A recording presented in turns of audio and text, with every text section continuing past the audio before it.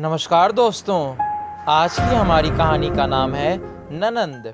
शिखा परिवार की लाडली बिटिया या फिर यूं कहूं कि परिवार का आन बान और जान थी।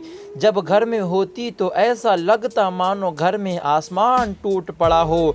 घर में इधर उधर धमा चौकड़ी करना और खूब सारी बातें करना उसके पसंदीदा कामों में से एक था। शिखा के दादाजी शिखा को बहुत प्यार करते थे, लेकिन आजकल उन्हें शिखा की एक चिंता और खाए जा रही थी, और वो थी शिखा की शादी की चिंता। बस दादाजी अब हर परिवार में शिखा का ससुराल ढूंढते, लेकिन शिखा को शादी नाम से ही नफरत हो गई थी। शादी का नाम सुनते ही वो गुस्सा होकर मुंह फुलाकर दूसरे कमरे में बैठ जाती।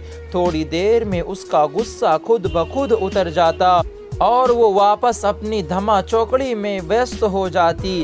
काफ़ी खोजबीन के बाद भी शिखा के दादाजी को कोई ऐसा परिवार नज़र नहीं आया जहां वो अपनी लाडली बिटिया की शादी कर सकें। इसलिए उन्होंने अपने बचपन के दोस्त से इस बारे में राय लेने का निश्चय किया। बस फिर क्या था, वो अपने दोस्त राय बहादुर से मिलने बरेली की ओर निकल पड़े।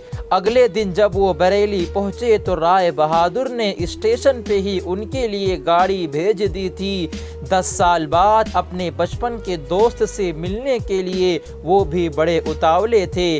गाड़ी धीरे धीरे राय बहादुर की घर की ओर बढ़ी। बड़ा सा बंगला, बंगले के आगे बागीचा, गाड़ियां और नौकर चाकर देख दादाजी का मन खुशी से भर आया।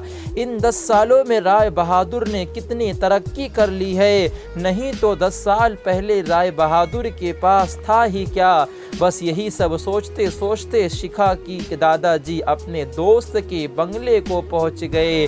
गाड़ी की हॉर्न की आवाज के साथ ही राय बहादुर घर के बाहर अपने दोस्त के स्वागत के लिए आ गए थे। अपने दोस्त को गले लगाकर वो दादाजी को अंदर ले गए। घर अंदर से भी काफी शानदार था। अपने दोस्त की संपन्नता को देख शिखा के दादाजी भी फूले नहीं समा पा रहे थे। चाय नाश्ता के बाद राय बहादुर ने उनके खास दोस्त से आने का खास कारण पूछा। दादाजी ने पोती की शादी के लिए एक अच्छा सा परिवार ढूंढने का काम सौंपते हुए बिटिया का फोटो राय बहादुर के हाथों में सौंप दिया। राय बहादुर भी अपने बेटे विक्रम के लिए एक सुयोग कन्या की तलाश में थे। तीखे नयन, नशे चेहरे पर तेज और एक बार में ही किसी को भी पसंद आ जाने वाली शिखा बिटिया को फोटो में देखकर ही उन्होंने शिखा को अपनी घर की बहू बनाने का फैसला कर लिया। राय बहादुर इतना सोच ही रहे थे कि उतने में उनका बेटा विक्रम आ गया। विक्रम ने दादाजी के पैर छुए और हाल चाल पूछने के बाद ऑफिस की ओर निकल गया। विक्रम के जाने के बाद राय बहादुर ने अपने दोस्त से विक्रम और शिखा के संबंध के लिए पेशकश की। शिखा के दादाजी को लगा जैसे राय बहादुर ने उनके मुंह की बात छीन ली हो। प्रसन्नता से विदा लेकर दादाजी अपने घर की ओर निकल गए। विक्रम को शिखा बहुत पसंद थी, लेकिन विक्रम की माँ विक्रम की शादी अपने से भी बड़े घर में करना चाहती थी। लेकिन विक्रम के मनाने पर वो मान गई और तय समय पर विक्रम और शिखा की शादी हो गई।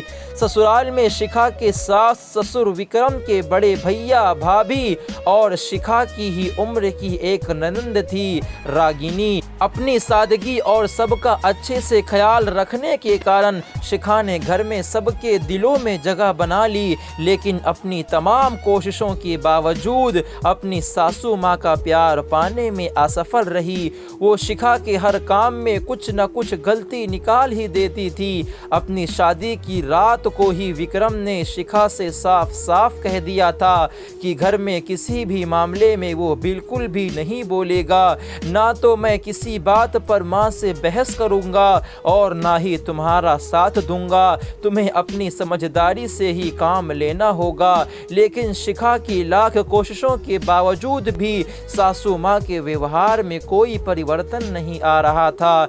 शिखा की ननंद जरूर उसकी माँ से शिखा भाभी के प्रति इस तरह से व्यवहार पर उलझ जाती, लेकिन इससे भी केवल बात बढ़ने के अलावा कुछ नहीं होता। इसी तरह करीब 1 साल निकल गया। शिखा और विक्रम को जुड़वा बेटियां हुई। ये समय शिखा के लिए अग्नि परीक्षा का समय था। शिखा का दर्द शिखा के लिए आंसू बन गया था। ससुराल में शिखा को संभालने वाला कोई भी नहीं था और विक्रम और उनके पापा ने शिखा को अपने मायके भेजने के लिए पहले से ही मना कर दिया था।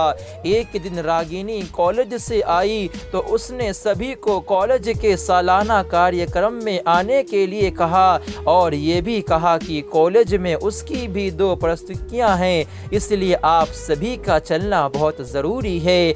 ना चाहते हुए भी शिखा को अपनी दोनों जुड़वा बेटियों को साथ रागिनी के कॉलेज जाना पड़ा। कार्यक्रम के शुरुआत में गीत संगीत की कई प्रस्तुतियां हुई। उसके बाद मॉडलिंग राउंड शुरू हुआ। दर्शकों ने तालियों के साथ सभी का उत्साहग्रहण किया। मॉडलिंग में रागिनी ने भी हिस्सा लिया था। आखिरी राउंड में रागिनी के साथ 4 और लड़कियों को सिलेक्ट किया गया, जहां सभी से जज द्वारा एक सवाल पूछकर विजेता घोषित करना था।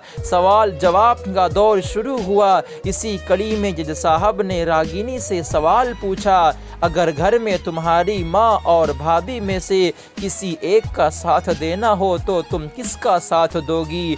पूरे सदन में खामोशी छाई थी। सभी रागिनी के जवाब का प्रतीक्षा कर रहे थे। तभी रागिनी ने आगे बढ़कर कहा, अगर भाभी सही हो तो अपनी भाभी का।